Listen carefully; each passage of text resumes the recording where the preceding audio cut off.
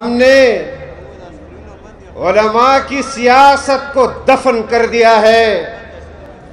علماء کی سیاست کو ختم کر دیا ہے۔ میں سلام پیش کرتا ہوں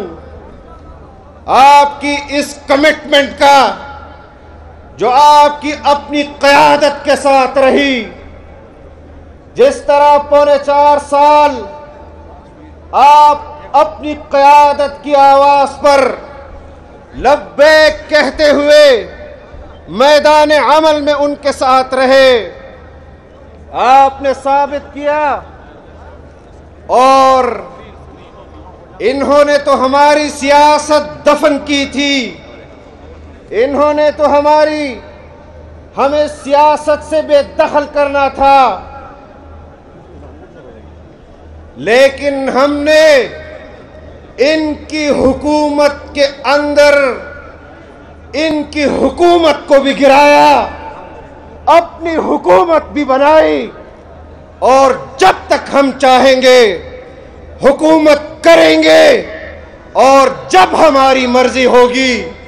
پاکستان میں انتخابات کا اعلان کرائیں گے انشاءاللہ۔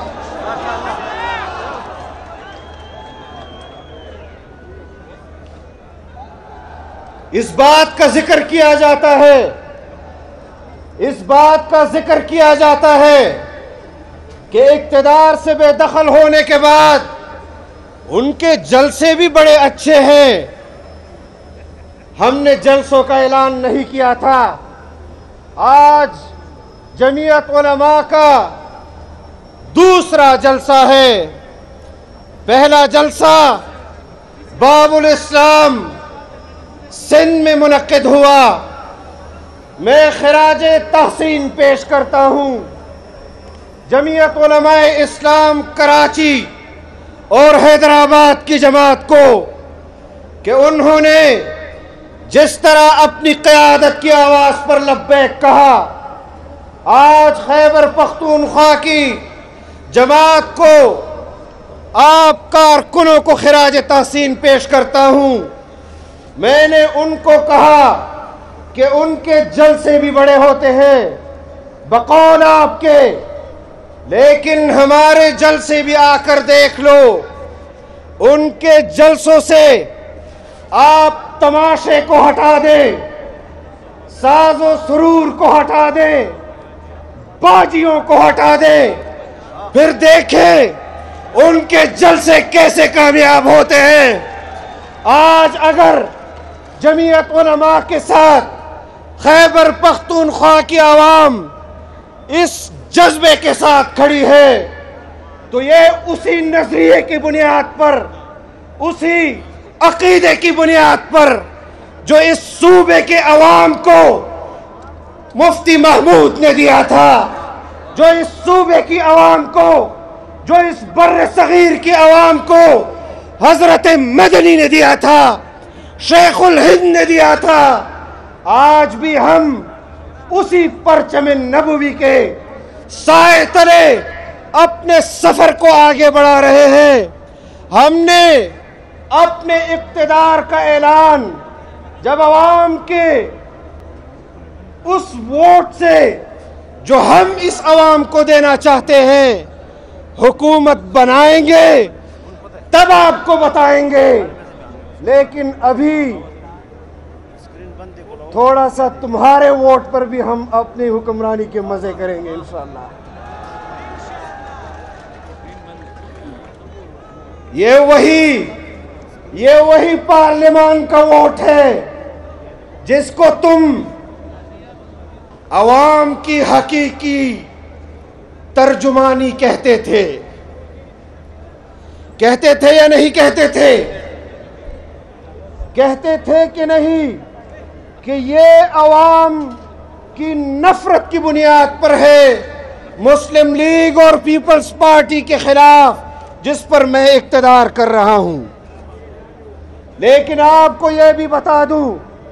کہ جو لوگ اس کی اقتدار کی طرف گئے تھے ان کا بھی ہمارے ساتھ اس بات پر اتفاق تھا کہ انتخابات میں دھاندلی ہوئی ہے، اور ہم صاف شفاف انتخابات چاہتے ہیں۔ ہماری متحدہ اپوزیشن نے پاکستان ڈیموکریٹک موومنٹ کی بنیاد بھی اس بات پر ڈالی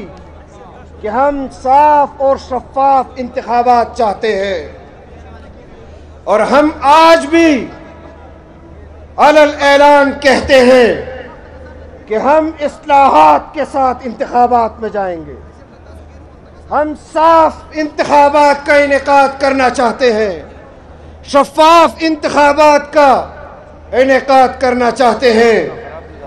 تم نے 4.25 سال میں متنازع قانون سازی کی، تم نے 4.25 سال میں پاکستان کی سیاست کو تباہ و برباد کیا، تم نے 4.25 سال میں پاکستان کی معیشت کو تباہ و برباد کیا۔ اور میں یہ سوال پوچھنا چاہتا ہوں کہ اگر ہم اقتدار میں آئے ہیں تو مجھے بتایا جائے کہ پاکستان پر حکمرانی وہ پارلیمان کے ممبران نے کرنی ہے یا پھر کسی دوسرے ادارے کے سربراہان نے کرنی ہے۔ طے کیا جائے۔ ہم یہ بات تسلیم کرتے ہیں کہ پاکستان کی موجودہ حالت میں تنہا پاکستان کا سیاستدان اس کے معاشی بحران سے نہیں نکال سکتا۔ میں یہ بات تسلیم کرتا ہوں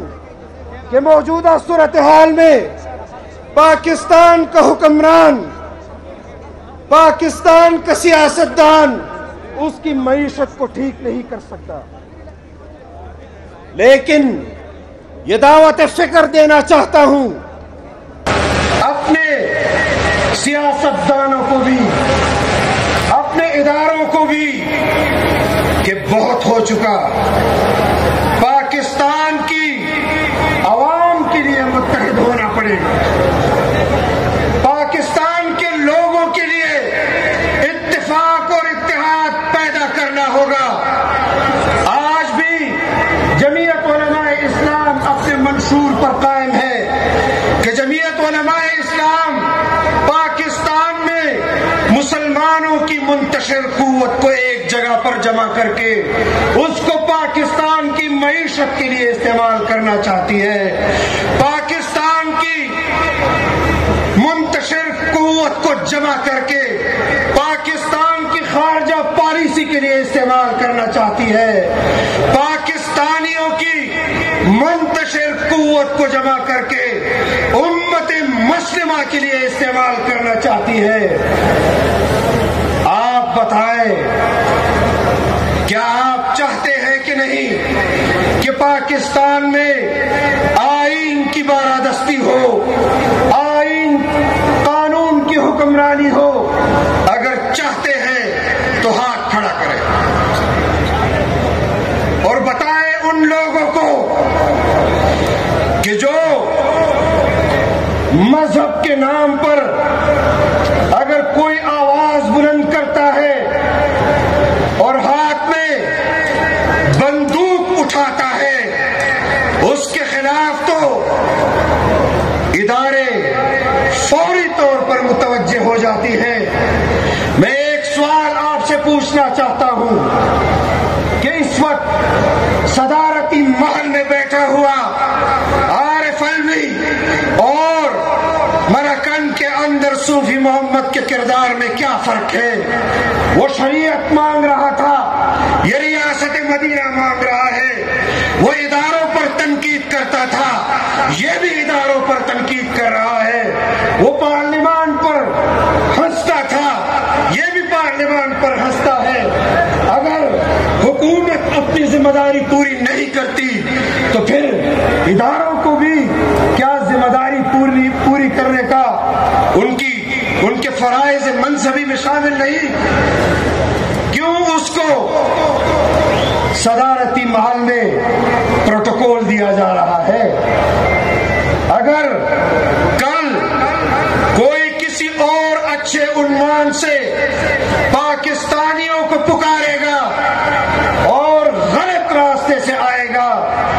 تو کیا آپ اس کردار کو تسلیم کرنے کے لیے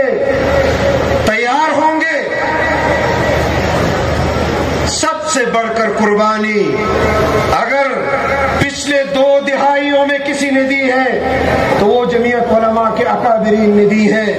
جمعیت علماء کے کارکنوں نے دی ہے۔ اگر آپ یہ سمجھتے ہیں کہ حکومت ان بھگوڑوں کو جن کو ہم نے اقتدار کے ایوان سے بھگایا ہے، جن کو ہم نے، اور یہ کہتے ہیں کہ علماء اگر ممبر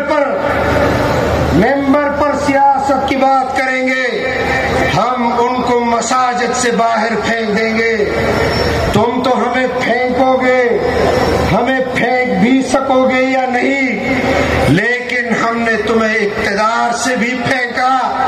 اور ان کالونیوں سے بھی جن کالونیوں میں تم 10 سال کے لیے آئے تھے باہر پھینکا ہے۔ اور ابھی تو ہم نے شروعات کی ہے، تمہاری چیخیں وہ آسمان تک پہنچ رہی ہیں، ابھی تو ہم نے تمہیں اور گھسیٹنا ہے، ابھی تو ہم نے تم سے 4.25 سال کا حساب لینا ہے، ابھی تو ہم نے تمہیں اور تھکانا ہے، پھر تمہیں بلا کر کہنا ہے کہ آؤ آئین کے تحت پاکستان میں سیاسی مخالفت کرو۔ جس قسم کی بازاری زبان تم استعمال کر رہے ہو، میں وہ الفاظ استعمال نہیں کرنا چاہتا، لیکن اتنا ضرور کہنا چاہتا ہوں کہ اگر کوئی اس کو استہزاء کے طور پر پکارتا ہے اور وہ اس قسم کی تعبیر کرتا ہے جس طرح کی تعبیر اس نے ملتان کے جلسے میں کی، تو پھر مجھے بتایا جائے کہ جو مرد و زن اس کے جلسے میں یہ بات کرتے ہیں کہ عمران تیرے جانثار بے شمار، ان کے بارے میں تمہارے ذہن میں کیا تصورات ہوں گے؟